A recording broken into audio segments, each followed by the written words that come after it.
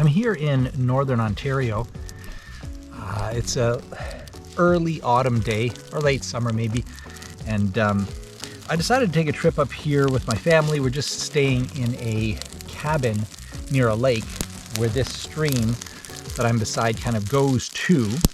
And I'm out here. I've decided to take a overnight trip just away from the rest of the kids and the family, just because I like to just get away just for a short time.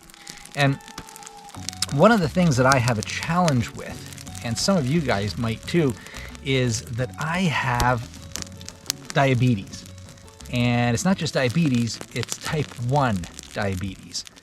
And type 1 is a real bugger. In fact, that's kind of what this video is named. I hate camping with diabetes, but I don't really have a choice because I got it and I can't get rid of it. It's a lifetime kind of thing. It's not based on lifestyle or anything like that. And so it's kind of one of these things that I've got to deal with. But because I love camping so much, I do like to come up with camping hacks, I guess, or just, I guess, precautions that I can take while I have type 1 diabetes. And how can I make it less stressful, more fun all around? Now, this trip itself, I've already run into a bit of a problem, and that is that I use something called a continuous glucose monitor. Many of you know what that is. And by the way, this video is not for people who are using a pump. Pumps are great. They're fine. They have many advantages. I choose not to use a pump. All right. I like to use just plain old insulin pens. And so if you have a pump, that's great. This video is not going to be specifically for you. But if you have pens, you know that you may or may not have a continuous glucose monitor, which I do, and it can run, or you can run into some problems with a CGM. And on this trip, I miscalculated, and I'm going to run out of my the monitor itself is going to run out. It's going to expire in 1 day from now, and I'm going to be here for another 3 days. And so I did end up bringing a extra kit where I can test my just a finger prick and the test strips. All right, so that's good, but that really can potentially ruin a trip if you haven't prepared properly and you run out of your CGM and now you don't know what your blood is at. You can guess, but it kind of puts a little damper on the trip. And so that's the first thing that I've run up against. Even in this trip, I've had a bit of an issue. And so what I've come up with is kind of a list of a few things that you can do to minimize those problems in any trip that you go on. And you probably know some of these, but if you're new to this whole thing, and I'm fairly new, I've only had type 1 diabetes for like 3 years, which is kind of unusual because most people with type 1 have had it since they were kids. That is not the case with me. So I do have some interesting insights into this as an adult. One of the things, though, to make your trip easier is to just remember a few things and to do a few things. And one of the things to remember is that when you take your insulin pen out of the fridge, it's good for 30 days. Now, that just brings up a whole bunch of other questions, like what does 30 days really mean? Does 30 days mean 30 days in warm temperatures or cold temperatures? What if you take it out of the fridge and then you have opportunity to put it back into another fridge? Does that change the dynamic at all? I ended up talking to an endocrinologist about that exact thing, and my endocrinologist said when you take it out for 30 days, they say it's good for 30 days. That's it. They don't get into all the details of, well, you know, as long as you keep it kind of cool and so on and so forth. So my own logic tells me that I kind of want to keep it cool. So I'll find some way to keep it more cool than hot. All right. So with that in mind, a couple of things you can do.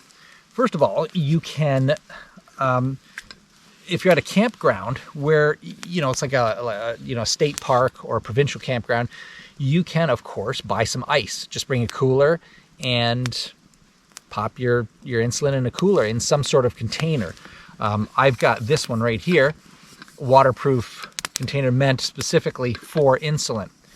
Which brings me to the next point, and that is that you can buy a insulin case like this. Now, there's many different kinds of insulin cases, but this one is kind of cool because it's waterproof, it's very tough, and it's made specifically for insulin, and it's got its own cooling system inside. So I really do like this one. I use it quite often, and I'm not sorry I bought it, that's for sure. It's useful on pretty much every outing that I go on that's more than about a day or two long.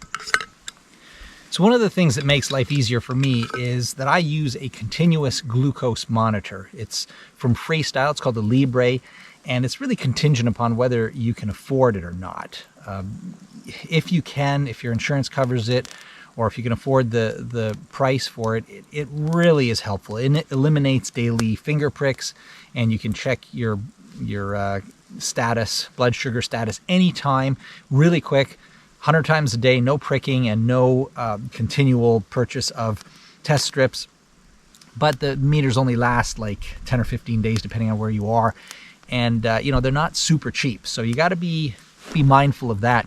But, you know, there's a meter that reads it like this one here. You just kind of wave it over and, you know, it gives you the reading. Ooh, that's no good. I'm at 12.9, but it's going down. So, oh, by the way, 12.9 millimoles per liter, that's a Canadian thing. You want to have it somewhere around 5 or 6 or 7, so it's not great, but it's measured differently than you guys in the US.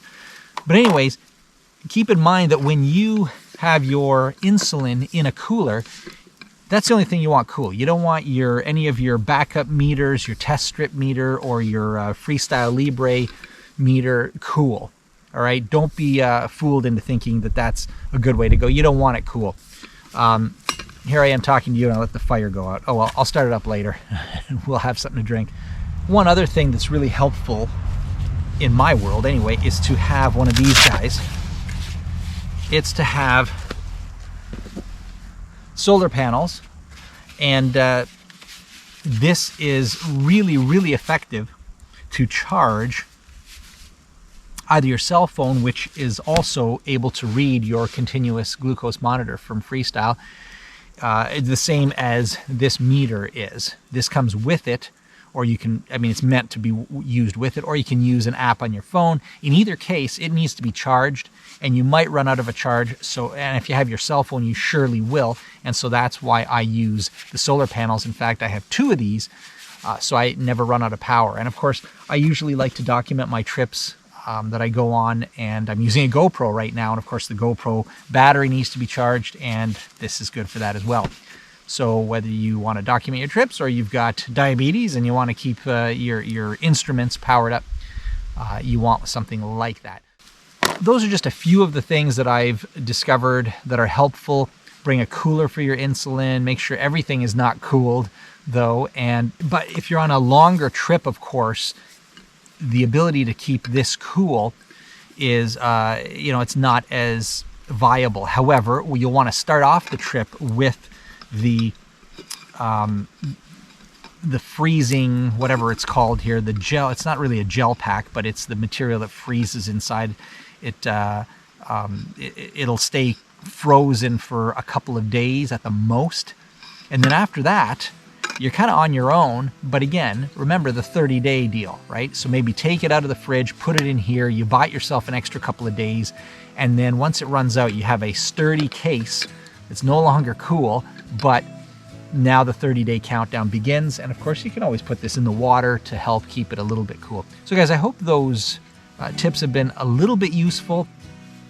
I hope you guys can get out there and enjoy the great outdoors, even if you have diabetes. And I look forward to bringing you maybe more tips in this area in the future. But until I do that, guys, get out there, enjoy God's creation like this. And above all else, keep on looking up.